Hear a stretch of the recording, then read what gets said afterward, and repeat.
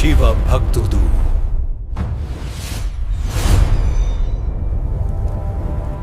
ఈ వీడియోలో మీరు తెలుసుకునే ముఖ్యాంశాలు: హిమవంతుడు మంగళ వాయిద్యాలతో ఎదురు వెళ్ళుట, దేవతలకు విష్ణు బ్రహ్మ హిమవంతుని ఆహ్వానం, పర్వత రాజులు మౌంటైన్స్ వర్సెస్ దేవతలు దేవాస్ కలుసుకున్న వేళ, ఒకరినొకరు ఆలింగనం చేసుకుని కానుకలు ఇచ్చుకోవటం, విడిది గృహాలకు గెస్ట్ హౌసెస్ కు పెళ్లి వారిని తీసుకుని వెళ్ళుట, మేనాదేవి మేడపై నుండి పెళ్లి కొడుకును చూడటానికి ఆశపడటం, దేవలోకం భూలోకం ఏకమైన ఈ సుందర దృశ్యాన్ని తప్పకుండా చూడండి.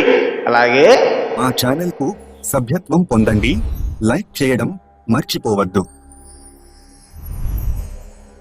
వాగర్థావివ సంపృక్తౌ వాగర్థ ప్రతిపత్తయే జగతః పితరౌ వందే పార్వతీ పరమేశ్వరౌ. పరమేశ్వర స్వరూపమైన శ్రీ శివమహాపురాణ పఠనములకు నమస్కారము. ఇక ఈ వీడియోలో హిమవంతుడు పెళ్లి వారికి ఎదురు వెళ్ళుట అనే ఘట్టం గురించి తెలుసుకుందాం. బ్రహ్మదేవుడు నారదుడితో ఈ విధంగా చెబుతున్నాడట: సర్వవ్యాపకుడైన ఈశ్వరుడు తన నగరం యొక్క శివార్లకు వచ్చాడు అన్న వార్త విన్నాడు హిమవంతుడు. చాలా సంతోషించాడు. ఈశ్వరునితో మాట్లాడటం కోసం పర్వతములను బ్రాహ్మణులను సంబరములను ఇచ్చి పంపించాడు. హిమవంతుడు పరమభక్తితో కూడిన మనస్సుతో ప్రాణప్రియుడైన ఈశ్వరుని చూడటం కోసం తన అదృష్టాన్ని పొగుడుకుంటూ మిక్కిలి భక్తి ప్రవత్తులతో తానే స్వయంగా శివుడి దగ్గరకు ఎదురు వెళ్ళాడట. దేవతలు హిమవంతుని పరివారమును చూసి మిక్కిలి ఆశ్చర్యపోయారు. దేవతలు పర్వతములు ఇద్దరు పరమ ఆనందాన్ని కూడా పొందారు. ఓ నారద, పర్వతముల మహాసేన దేవతల పెద్ద సేనతో కలిసి తూర్పు పడమర సముద్రములు కలిసిపోయాయా అన్నట్లుగా అనిపించిందట. వారిద్దరూ ఒకరితో మరొకరు కలిసి పరమానందాన్ని పొంది కృతార్థులు అయ్యామని భావించారట. అప్పుడు హిమవంతుడు ముందుగా శివుడిని చూసి నమస్కరించాడు. పర్వతములు బ్రాహ్మణులు అందరూ సదాశివునికి నమస్కరించారు.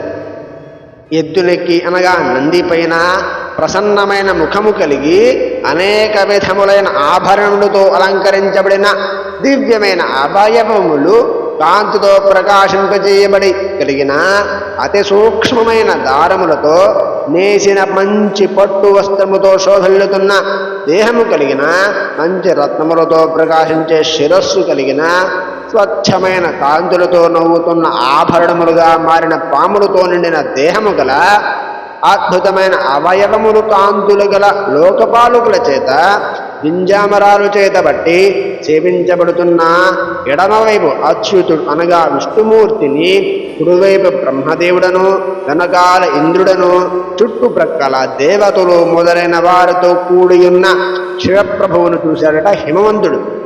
దేవతలు మొదలైన వారందరి చేత స్తుతింపబడేవాడు, లోకములకు మంగళమును ఇచ్చేటటువంటి వాడు, తన కోరిక మేరకు స్వీకరించిన దేహము కలవాడు, పరబ్రహ్మస్వరూపుడు, సర్వేశ్వరుడు, వరములను ఇచ్చేవాడు, సగుణుడు మరియు నిర్గుణుడు, భక్తుల ఆధీనములో ఉండేవాడు, దయను చూపించేవాడు, ప్రకృతి పురుషులు ఇద్దరికీ అతీతుడు, సచ్చిదానందఘనుడు అయిన శివుడిని చూశాడట హిమవంతుడు. హిమవంతుడు ఆ పరమేశ్వరునకు కుడివైపున గరుత్మంతుడిని అధిష్ఠించిన వాడు, అనేక ఆభరణములను అలంకరించుకున్నవాడు, పామును హరించేవాడు అయిన అచ్యుతుడిని అనగా విష్ణుమూర్తిని చూశాడు. ఎడమవైపు 4 ముఖములు గలవాడు, తన పరివారముతో కూడి అధికముగా శోభిల్లుతున్న నన్ను అనగా బ్రహ్మదేవుడిని కూడా చూశాడట. శివునకు సదా మిక్కిలి ప్రియుడైన ఆ దేవతోత్తములిద్దరిని చూసి హిమవంతుడు పరివారముతో కలిసి వారిద్దరికి సాదరంగా ప్రణామ నమస్కారం చేశాడట. పర్వతరాజైన హిమవంతుడు శివునకు 2 వైపులా విరాజిల్లుతున్న దేవతలు మొదలైన వారిని చూసి వారికి కూడా నమస్కరించాడట హిమవంతుడు. శివుని ఆజ్ఞతో ముందు నడుస్తూ తన నగరానికి దారి తీశాడు. అనగా ముందు హిమవంతుడు నడుస్తూ వెనకాల శివుడిని విష్ణువును బ్రహ్మను ఇంద్రుని అందరినీ తీసుకువెళ్తున్నాడట తన నగరానికి. విష్ణువు బ్రహ్మ వెంటనే మునులతో దేవతలు కలిసి వెనకే నడిచారు.